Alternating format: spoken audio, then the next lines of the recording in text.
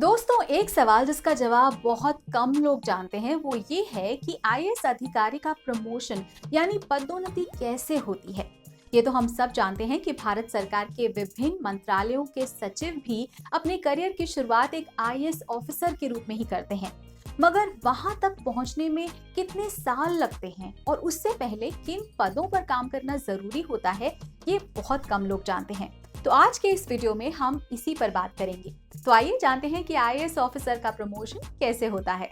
नमस्कार, स्वागत है आपका प्रभात एग्जाम की यूट्यूब चैनल पर। मैं हूं आपके साथ ऐश्वर्या। एक ऐसा प्लेटफॉर्म है जहां आपको मिलती हैं सभी कम्पिटिटिव एग्जाम से जुड़ी महत्वपूर्ण जानकारियां जो आपको किसी भी एग्जाम में सफल होने में काफी मदद कर सकती हैं।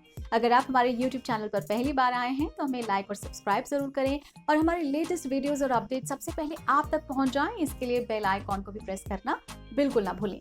तो आइए शुरुआत करते हैं आज के वीडियो की, जो है कि एक आईएएस ऑफिसर का प्रमोशन कैसे होता है। तो दोस्तों, एक आईएएस ऑफिसर बनने के 3 रास्ते होते हैं। पहला, यूपीएससी द्वारा ली जाने वाली सिविल सर्विसेज की परीक्षा को पास कर, और दूसरा स्टेट सिविल सर्विस से प्रमोशन पाकर, और तीसरा है लैटरल एंट्री। तो इनमें सबसे बड़ा हिस्सा सीधे एग्जाम पास कर जाने वाले कैंडिडेट्स का होता है। एक आईएएस ऑफिसर बनने का पहला पड़ाव होता है Lal Bahadur Shastri national academy of administration, जो कि मसूरी में है।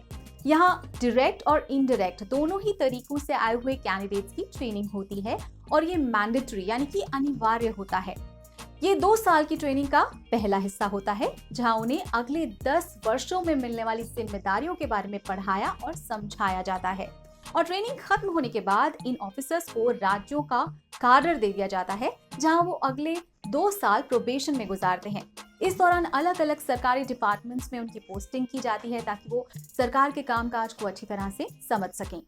दोस्तों, कई लोग ये सोचते हैं कि प्रोबेशन खत्म करने के बाद आईएएस ऑफिसर डीएम या कलेक्टर बन जाता है, मगर ये सच नहीं है।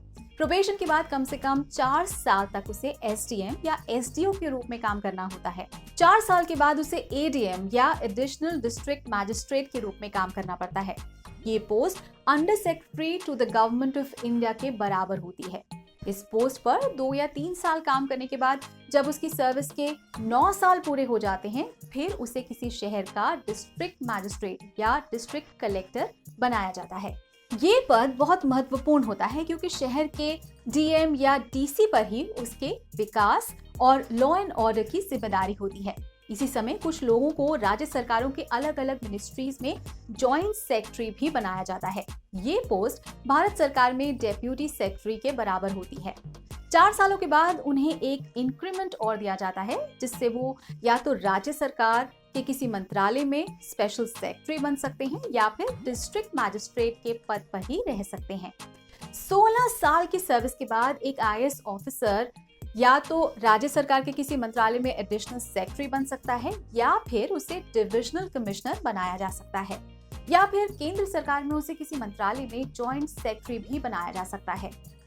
25 सालों के अनुभव के बाद आईएएस ऑफिसर को राज्य सरकार में किसी मंत्रालय में प्रधान सचिव या प्रिंसिपल सेक्रेटरी बनाया जाता है, और यदि वो भारत सरकार में काम करता है तो उसे किसी मिनिस्ट्री में एडिशनल सेक्रेटरी बनाया जाता है। दोस्तों, अक्सर इस लेवल तक आते आते एक आईएएस ऑफिसर की नौकरी का समय खत्म होने लगता है और इसके ऊपर बहुत कम लोग ही पहुंच पाते हैं। इसके बाद प्रमोशन से लोग राज्य सरकार में चीफ सेक्रेटरी या मुख्य सचिव बनते हैं, या फिर भारत सरकार के अलग अलग मिनिस्ट्रीज में सेक्रेटरी बनते हैं। यहाँ ये जानना जरूरी है कि किसी भी राज्य में एक ही चीफ सेक्रेटरी हो सकता है। दोस्तों, यहाँ तक पहुँचने के लिए कम से कम 30 साल का एक्सपीरियंस होना जरूरी है।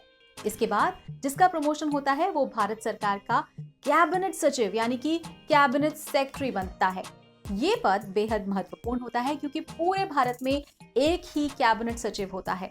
ये वो सर्वोच्च पद है जहां तक एक आईएएस ऑफिसर पहुंच सकता है। इसके लिए 37 से अधिक वर्षों का वर्किंग एक्सपीरियंस होना चाहिए। कैबिनेट सचिव, civil services board, cabinet secretariat, Bharat प्रशासनिक सेवा यानी इंडियन एडमिनिस्ट्रेटिव सर्विसेज के चेयरमैन और भारत सरकार के नियमों के तहत सभी सिविल सेवाओं के प्रमुख हैं। दोस्तों, ये बताना भी जरूरी है कि अपने पूरे करियर के दौरान आईएएस ऑफिसर लगातार मैंडेटरी यानी कि अनिवार्य ट्रेनिंग से भी गुजरते हैं और उन्हें कई एग्जाम भी पास करने होते हैं। तो दोस्तों, अगर आपको हमारा ये वीडियो पसंद आया हो तो इसे अपने दोस्तों के साथ भी ज़रूर शेयर करें, और अगर आपके पास हमारे लिए कोई सवाल है तो उसे कमेंट्स में लिखकर ज़रूर हमें बताएं। तो जल्द ही आपसे फिर मुलाकात होगी एक नए टॉपिक पर, एक नए वीडियो के साथ। देखते रहिए प्रभात एग्जाम। नमस्कार।